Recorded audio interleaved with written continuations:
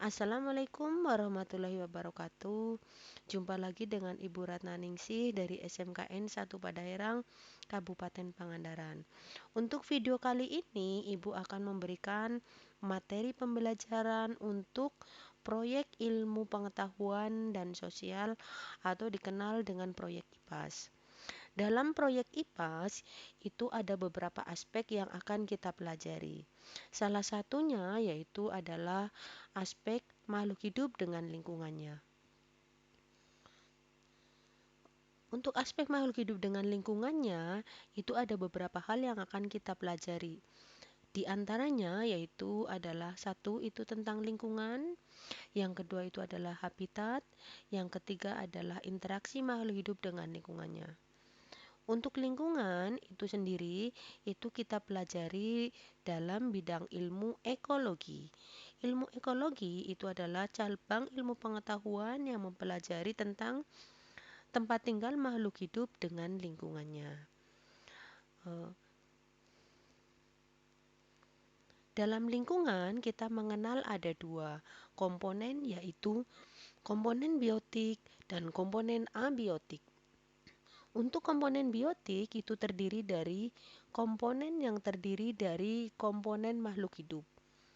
Di sini Ibu memberikan beberapa contoh yang termasuk dalam komponen biotik, seperti tanaman, hewan, bakteri, fungi, dan protista.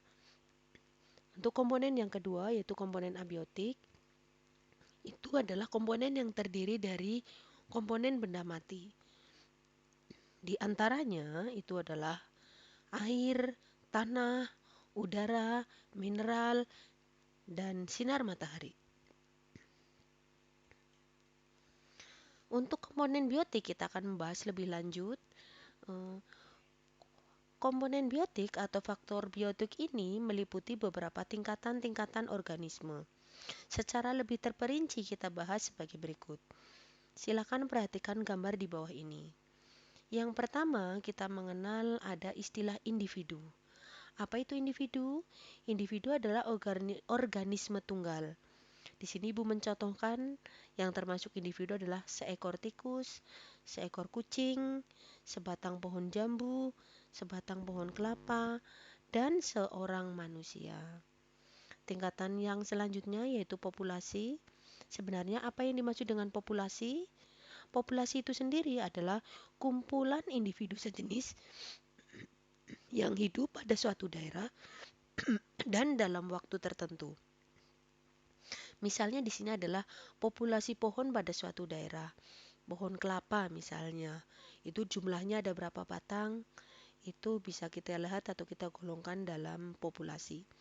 Terus kita lanjut ke tingkatan selanjutnya yaitu ada komunitas.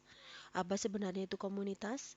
Komunitas ialah kumpulan dari berbagai populasi yang hidup pada suatu waktu dan suatu daerah tertentu yang saling berinteraksi dan saling mempengaruhi satu dengan yang lainnya.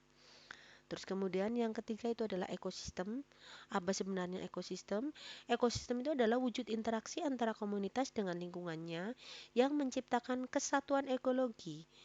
Dan di sini untuk ekosistem itu memiliki beberapa komponen penyusun, di antaranya adalah produsen, ini diduduki oleh tumbuhan hijau, konsumen diduduki oleh beberapa jenis hewan sesuai dengan jenis makanannya, ada herbivora, karnivora, dan omnivora. Dan yang terakhir itu ada decomposer atau pengurai. Ini diduduki oleh mikroorganisme. Nah, di sini untuk makhluk hidup agar dapat bertahan hidup, dia harus melakukan adaptasi. Jadi dengan kata lain, adaptasi itu sendiri adalah wujud penyesuaian diri dari individu terhadap lingkungannya. Untuk bentuk adaptasi itu sendiri dibagi menjadi beberapa jenis, yaitu yang pertama ada adaptasi morfologi, yaitu adaptasi berdasarkan bentuk tubuh makhluk hidup itu sendiri agar dapat bertahan hidup.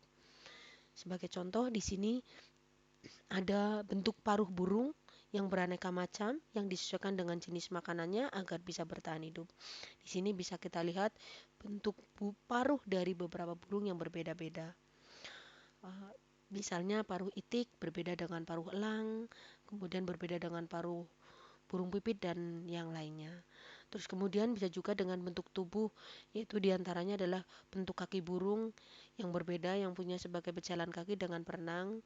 Di sini kita lihat untuk bentuk perenang itu adanya selapu ternang.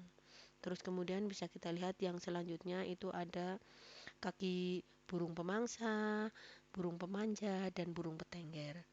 Kita lanjut ke bentuk adaptasi yang kedua, yaitu adaptasi fisiologi. Adaptasi fisiologi di sini adalah adaptasi yang dilakukan oleh makhluk hidup atau individu didasarkan pada fungsi fisiologi dari tubuh makhluk hidup tersebut. Sebagai contoh di sini adalah kelenjar bau yang dikeluarkan oleh hewan sigung, kantong tinta pada cumi-cumi, dan mimikri pada bunglon. Biasanya kelenjar-kelenjar ini atau organ yang berfungsi ini bisa dikeluarkan karena memang adanya rangsangan atau perasaan tidak aman dari hewan-hewan tersebut. Terus kemudian yang ketiga ada adaptasi tingkah laku. Untuk adaptasi tingkah laku ini adalah perubahan tingkah laku makhluk hidup dari kebiasaannya sehari-hari. Sebagai contoh di sini ada tupai Virginia, di mana kalau kita lihat itu tupai Virginia dia akan pura-pura mati ketika didekati oleh seekor anjing. Terus kemudian contoh yang lainnya migrasi yang dilakukan oleh beberapa hewan untuk bertahan hidup. Terus kemudian kita lanjut ke materi selanjutnya yaitu tentang wujud interaksi makhluk hidup dengan lingkungannya. Untuk interaksi makhluk hidup dengan lingkungannya itu yang pertama kita bahas tentang interaksi langsung dan tidak langsung. Untuk wujud interaksi langsung itu pada peristiwa makan dan dimakan yang terjadi pada peristiwa atau pada rantai makanan. Pada rantai makanan kita melihat ada kedudukan yang berbeda-beda yang dipegang oleh beberapa individu. Kita lihat di sini ibu memberikan gambar contoh rantai makanan. Yang pertama ada rumput dimakan oleh belalang, belalang dimakan oleh katak, katak dimakan oleh ular, selanjutnya ular dimakan oleh elang, kemudian elang mati dan diuraikan oleh jamur.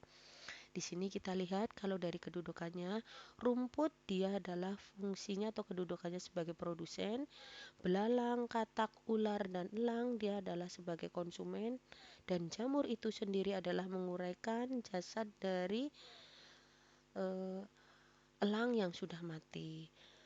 Terus kemudian di sini kita lanjut ke interaksi tidak langsung. Interaksi tidak langsung di sini adalah interaksi dari efek samping yang dihasilkan oleh organisme atau individu atau makhluk hidup itu sendiri. Sebagai contoh misalnya, manusia memanfaatkan kotoran ternak untuk pupuk tanaman.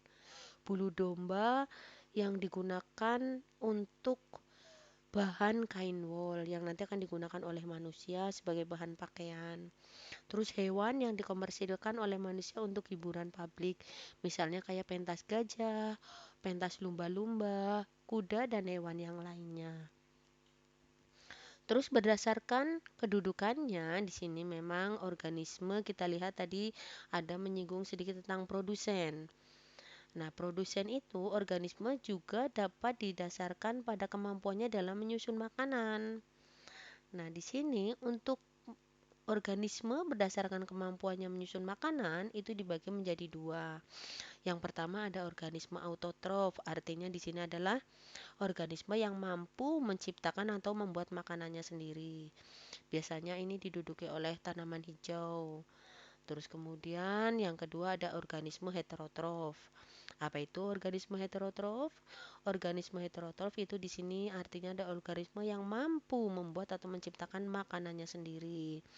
Nah, di sini dibagi menjadi tiga jenis, yaitu ada herbivora, karnivora, dan omnivora. Untuk herbivora di sini Ibu memberikan contoh, semuanya adalah hewan-hewan tersebut adalah pemakan tumbuhan. Untuk karnivora Ibu juga memberikan beberapa contoh, itu adalah hewan pemakan daging dan omnivora adalah hewan pemakan segala. Terus kemudian yang kedua kita lanjut ke wujud interaksi antar makhluk hidup. Yang kedua adalah simbiosis. Apa sebenarnya simbiosis?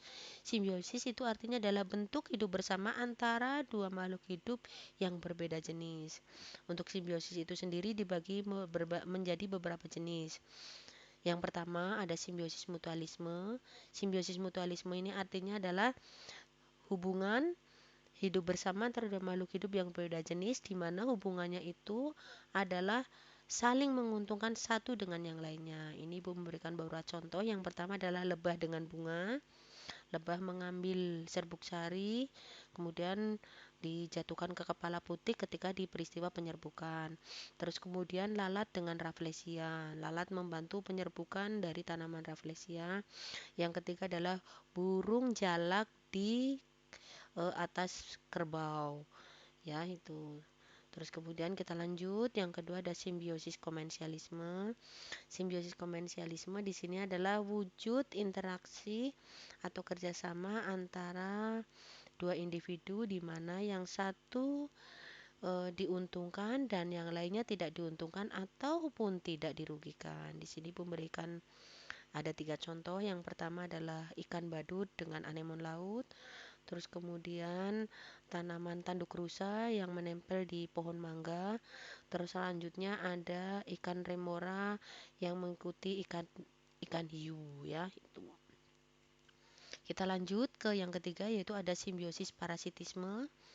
Simbiosis parasitisme adalah simbiosis antara dua individu yang satu antar individu saling merugikan, jadi merugikan antar individunya. Yang pertama itu adalah contohnya tali putri dengan tanaman inang.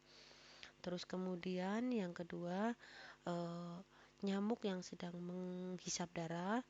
Yang ketiga ini adalah ada kutu di rambut manusia. Jadi kalau kita lihat kutu itu menghisap darah kita, terus kemudian kita juga merasakan gatal akibat dari kutu tersebut. Terus kemudian yang ketiga ada simbiosis netralisme. Simbiosis netralisme di sini adalah simbiosis atau wujud hidup bersama antara beberapa individu yang tidak dirugikan ataupun tidak diuntungkan. Jadi memang benar-benar hidup bersama dalam arti sebenarnya. Sebagai contoh, misalnya ayam dengan kucing, ayam dengan kambing, atau kambing dengan ayam. Itu misalnya bisa juga kita lihat kalau di kehidupan nyata di kandang, ya. Jadi kan ada beberapa jenis hewan tapi mereka bisa hidup bersama dan ini bisa digolongkan sebagai simbiosis netralisme. Mungkin untuk materi pembelajaran kali ini Ibu cukupkan sampai di sini. Mudah-mudahan dapat membantu proses pembelajaran kalian dan sukses selalu menyertai kalian. Sekian materi yang bisa Ibu sampaikan. Sebelum dan sudahnya Ibu ucapkan terima kasih. Wassalamualaikum warahmatullahi wabarakatuh.